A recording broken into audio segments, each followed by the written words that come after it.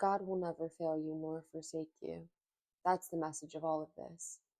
Because my redemption story, it's right ahead of me. And every step that I take is that step closer. Not to a finish line, just to glorifying his name. Because I can't do anything in my own power. It's all in what he has in store for me. And I can't rush anything. I have to accept it in his timing.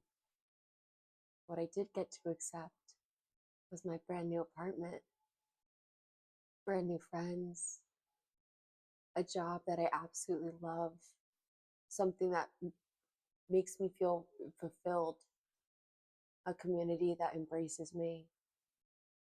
I feel safe. I feel loved. I feel wanted. I also feel brainwashed. And there's a lot of deep emotions that are coming out the more that I realize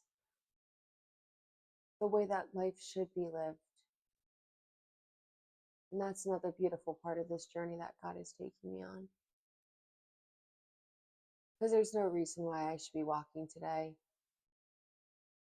So you guys know I've had 2 near-death experiences. For some reason, God just wants to keep me alive. And I'm tired. And my legs hurt. And I got a near empty fridge. My mattress is on the floor. And I have a single chair. No cups. I have 1 mug. And I'm bumming it. And it's hard. I don't know if I said it, but I'm tired. But it's worth it. Because every single time that I feel like I'm just at the end, that I can't push any further, it's like I look up at God and I'm like, dude, where are you? Like what are we waiting for? And I feel like it's those moments when I come to him pure at heart that it doesn't happen instantly, but it puts me in a space where I can open up more of my heart into understanding and into listening. And those are the moments that God really does speak to me the deepest. And he gives me revelations in those moments too. And it's so beautiful because all you have to do really is go to the Lord. Ask and you shall receive. And if you talk to him, he will answer. And it might not be audible. And at first you might be thinking like, is it my own voice in my head? Like, is it someone else's? Not someone else's, you know what I mean? Well, like obviously someone else's, like the Lord's, like, but and then you're like also like, is it, or other things that other people have said, and it gets kind of like confusing in that. And I'm not gonna lie, I got caught up in that again, and it's been hard to kind of rewire my brain out of it. But through the past year of this hard work and this dedication and this focus, I'm starting to have these revelations, and the story is turning into a redemptive one. Is that a word? Redemptive? It should be. I think that feels right. Redemptive. Oh Lord. Anyway, I feel like I found my people. And the more that I get to know those people and understand the way that they truly like love me, because no, it's not any kind of selfish love. It truly is like, you're a cool person. And like I love that. And you should be surrounded by people who think that you're cool. And you should be surrounding people who you think are cool too, and hyping each other up, and like just getting excited about life. And I feel like that's the thing, is like life should be such a party. And are you making it a party? So I've promised to have fun, but responsible fun. And that looks a little different for me now. I did have some wine the other day, and that was fabulous. And I do still have my dance parties. Amazing. But I also went for a run the other day, and it was my third big run in the past, I think, month. What's really cool is that about 7 months ago, I could barely make it from my bed down the stairs. I could barely make it up a flight of stairs. My heart was just giving out. It was not strong. Like it was just tired. My body was just tired. But little by little, because baby steps still make a difference. Baby steps are still steps. Just put one foot in front of the other. And I've also been practicing not getting overwhelmed by all the little things that are adding up. Because it's like, what really matters except for this very time and moment?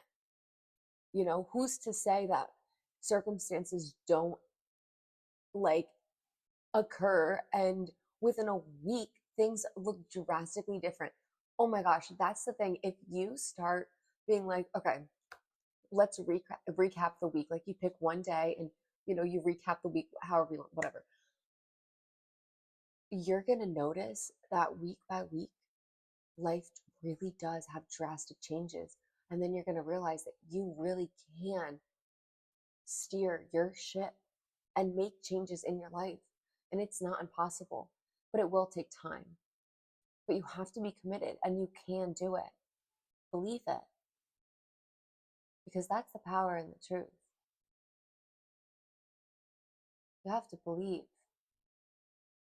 If you doubt, you're right.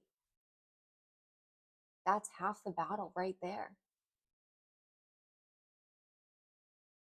Do you think that if David said, "Oh, I'm not going to be able to get this giant, to destroy this giant," do you think if David thought that he wasn't going to destroy the giant, that you think he was just going to hit him with the pepper? No, no, no.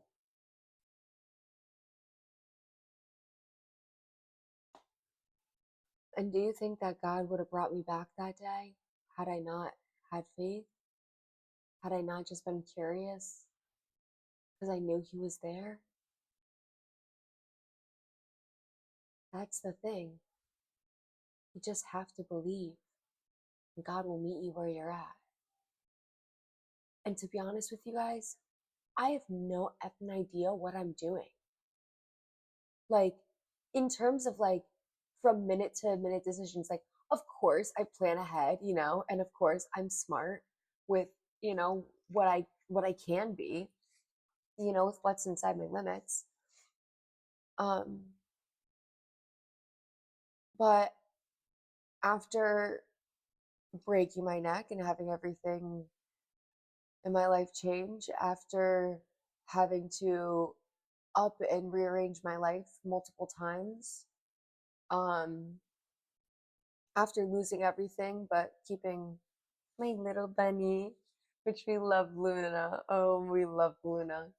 She is so cute. She turns 5 in a month. Oh, but anyway, what was I saying? I don't know. I think that like if I didn't have faith in the Lord, like in the faith in what He was, prevailing, like, do you think that I would have even had made the choices that have little by little accumulated into what has now become my basically ideal life, where I'm like, I found my people, I found my space, I found my calling. Like, I feel more comfortable and at home than I have ever felt in my entire life.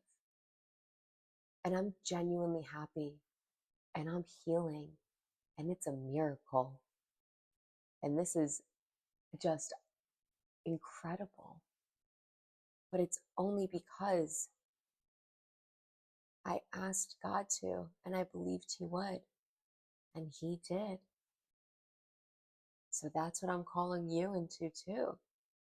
I don't know what's on your plate, but let God show up to the plate.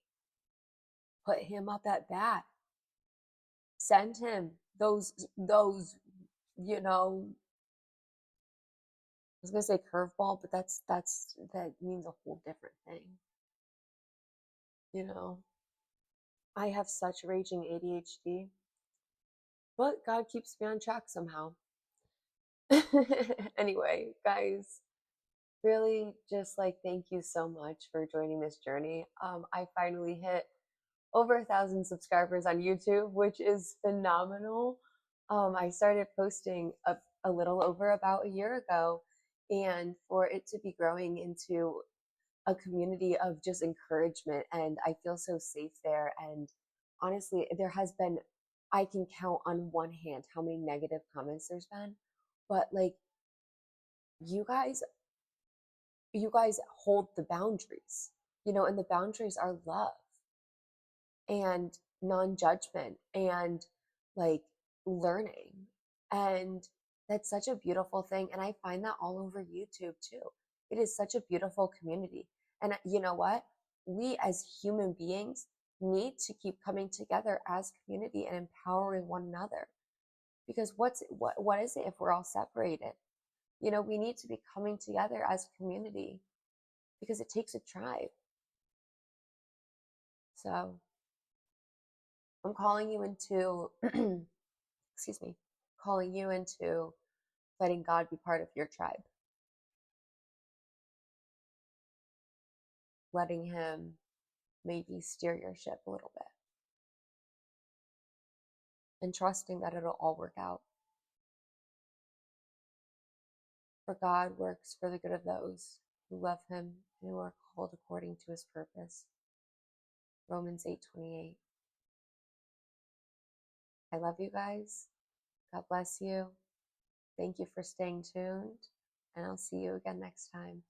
This is the Joyful Journal with Courtney Joy. Amen.